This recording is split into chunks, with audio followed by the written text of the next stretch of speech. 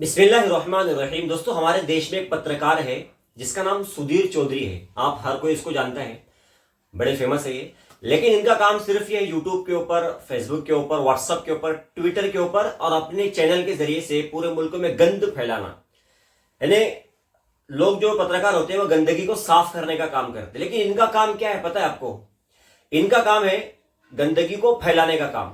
इसीलिए जब मोदी जी इनके स्टूडियो में आए थे ना एक मरतबा प्रधानमंत्री बनने के बाद, तो इन्होंने पूछे थे कि रोजगार का क्या हुआ। तो मोदी जी ने कहा कि अगर आपके स्टूडियो के बाहर कोई पकौड़े बेचता है और 200 रुपए रोज कमाता है तो इसको आप क्या रोजगार नहीं समझेंगे? तो इसने कहा हाँ ये रोजगार है। तो असल में ये सुधीर चौधरी पकौड़े बेचने के काबिल ही है, बल्कि उससे भी गैर गुजरा है। पकौड़े बेचने वाला तो भी बड़ा काबिल और बहुत अच्छा आदमी हो सकता है, लेकिन ये गंद फैलाने वाला है। अभी क्या हुआ कि बिग बॉस 17 का जो सीजन हुआ उसमें मुनव्वर फारूकी विनर बने और उसके बाद से जो उनका सत्कार और सम्मान किया जा रहा है उसको लेकर एक वीडियो सोशल मीडिया पर, यूट्यूब पर और अपने चैनल के जरिए से ब्लैक एंड व्हाइट के अंदर सुधीर चौधरी ने डाला है।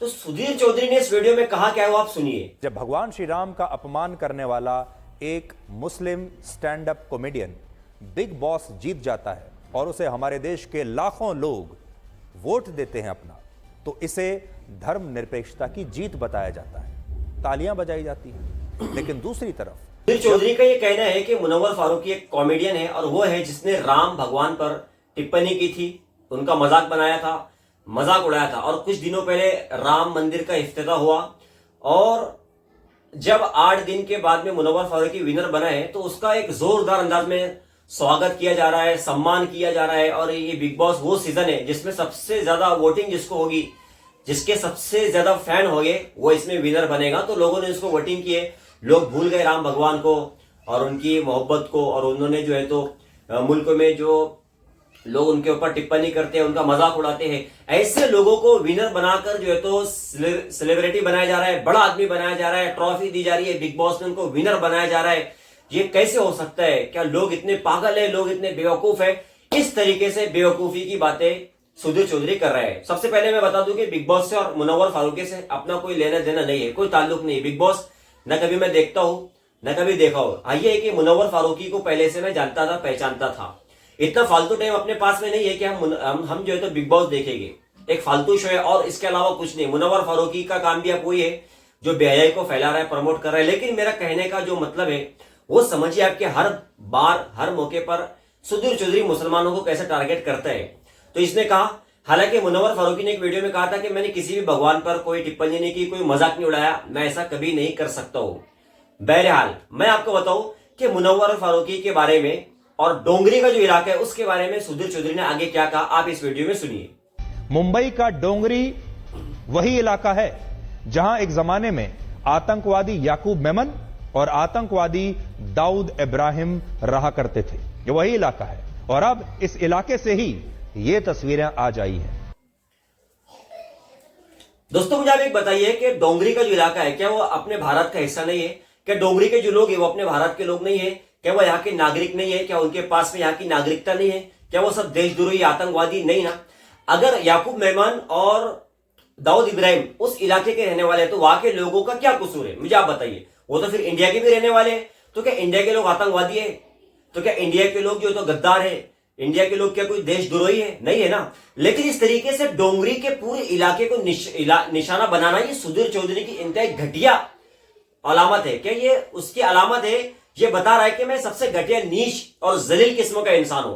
भाई, डोंगरी के अंदर ये वो इलाका है जहां से बिग बॉस के विनर बने मुनव्वर फारूकी, जहां पर याकूब मेमन आतंकवादी और दाऊद इब्राहिम आतंकवादी पैदा हुए। तो मुझे बताइए कि इसमें भी अगर वो आतंकवादी है तो वहां के लोगों का क्या कसूर है?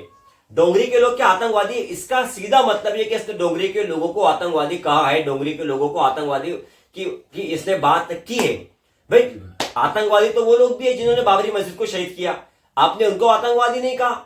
आतंकवादी तो वो है जिन्होंने बिल्किस बानो का रेप किया, जो अभी जेल में, वापस इनको कोर्ट ने कहा कि वो जेल में जाएंगे, ये भी आतंकवादी है। इंदिरा गांधी को मारने वाले भी आतंकवादी है, राजीव गांधी की हत्या करने वाले भी आतंकवादी है, सिखों का कत्लेआम करने वाले भी आतंकवादी है।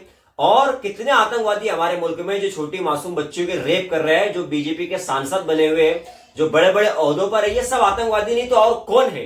लेकिन सिर्फ मुसलमानों को निशाना बनाकर इस तरीके से घटिया पॉलिसी और घटिया और नीच बात कहना यूट्यूब के जरिए से, ये बहुत ही अजीबोगरीब हरकतें है सुधीर चौधरी की। इसके ऊपर तो कार्रवाई होनी चाहिए। बहरहाल मैं आपको बता दूं कि इससे पहले एक शो आया था जिसका नाम था लॉकअप, जो कंगना रनावत का था। कंगना रनावत इनकी अपनी दीदी है, चहेती है, लाडली है, बीजेपी की जो है तो गोदी में बैठी हुई है। लेकिन जब कंगना का शो आया, भाई मैं आपको बता दूं, कंगना रनावत का लॉकअप जो शो आया ना, तो कंगना ने क्या किया?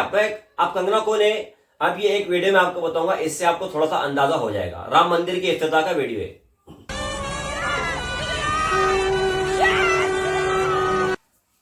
दोस्तों ये वीडियो आपने देखा ना कि राम मंदिर के इफ्तिताह पे जोरदार अंदाज में जय श्री राम के नारे लगा रही है कंगना रनावत, और बहुत खुश नजर आ रही है क्योंकि बाबरी मस्जिद की जगह राम मंदिर बना दी गई है और वो उसका जश्न मना रही है। क्योंकि वो कांग्रेस की दुश्मनी में कर रही है, उद्धव ठाकरे की दुश्मनी में कर रही है। ये मैं और आप अच्छी तरीके से समझ सकते हैं, जो बाशऊर लोग हैं इसको अच्छी तरीके से समझ सकते हैं। लेकिन अब ये एक बात मैं आपको बताऊं कि जब लॉकअप इसका शो आया था कंगना रनावत का, उसमें मुनव्वर फारूकी को विनर बनाया गया। सबसे पहला शो मुनव्वर फारूकी को विनर बनाया गया। मुनव्वर फारूकी को ट्रॉफी दी गई, मुनव्वर फारूकी का इस्तेकबाल किया गया, सत्कार किया गया, सम्मान किया गया। इसके लॉकअप के शो में बाहर आने के बाद में, विनर बनने के बाद में, ऐसी सत्कार मुनव्वर फारूकी का डोंगरी में उस वक्त भी हुआ जब लॉकअप शो के विनर बने। लेकिन उसके बाद सुधीर चौधरी ने ये वीडियो क्यों नहीं बनाया? कंगना रनावत के ताल्लुक से, लॉकअप के ताल्लुक से, मुनव्वर फारूकी के ताल्लुक से क्यों? पता है आपको क्योंकि कंगना रनावत इनकी दीदी है। भाई इनकी दीदी ने ही मुनव्वर फारूकी को लॉकअप का विनर बनाया क्योंकि वो उसकी सलाहियतों के आगे उसने अपने घुटने टेक दिए और उसने कहा कि यही आदमी उसका हकदार है। बहरहाल जो भी है, लॉकअप शो भी एक घटिया बकवास और फजूल शो है, देखना नहीं चाहिए, बंद करना चाहिए इसे, और कारोबार और एजुकेशन पर अपने तवज्जो देना चाहिए, ध्यान देना चाहिए। लेकिन ये जो शो है, यहां से इसने मुनव्वर फारूकी को उठाया। किसने उठाया? कंगना रनावत ने, जो हमेशा ऐसे बयान देती है, जो विवादित बयान होते हैं, जो कहती है कि 2014 के बाद में मुल्क आजाद हुआ, मोदी जी मेरे पापा है, डैडी है, जो भी है, ए टू जेड ऐसी बातें ये कहती है। इसको मोदी जी ने इनकी सुरक्षा के लिए Z+ जो कमांडो होते हैं उनके तैनात किया था, उनकी हिफाजत के लिए सारी चीजें। और मोदी की कितनी लाडली बनी हुई थी, बीजेपी की प्रचारक बनी हुई थी, हर जगह मोदी बीजेपी की बातें कर रहे थे। इसने मुनव्वर फारूकी को जिताया, मगर कोई बात जो है तो सुधीर चौधरी ने नहीं कहा। तो सुधीर चौधरी एक ऐसा पत्रकार है जो पत्रकार के नाम पर एक धब्बा है। तो सुधीर चौधरी के अंदर कोई काबिलियत नहीं है, समझे आप, क्यों पत्रकार बने। लेकिन चूंकि अब एक बड़े टीवी चैनल के ऊपर आ गया है और कुछ भी लिख लेता है, मन से आके बोल देता है। मुझे पता नहीं ऐसे पत्रकार कैसे हमारे देश में पैदा हो गए जो हमारे देश का सत्यानाश कर रहे हैं, देश के हिंदू मुसलमान को लड़ा रहे हैं और नफरतें देश में पैदा कर रहे हैं। इसके अलावा और कुछ इनकी सच्चाई नहीं है। इस वीडियो को ज्यादा से ज्यादा शेयर करने की कोशिश करें, चैनल को सब्सक्राइब जरूर कीजिए।